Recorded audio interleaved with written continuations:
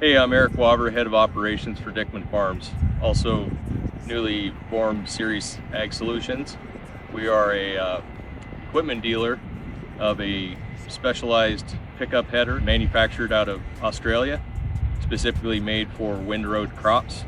You'll see it running in the background there. We're picking up 3 10-foot grass seed rows out here in Northwest Oregon. We're seeing great success with the operation and the performance of the combine.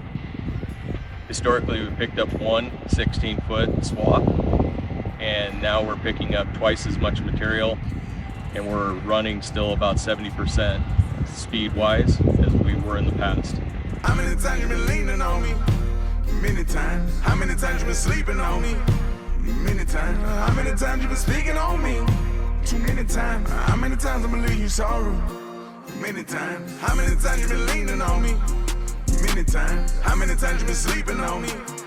Many times. How many times you been speaking on me? Too many times. How many times I believe you sorrow? Many times.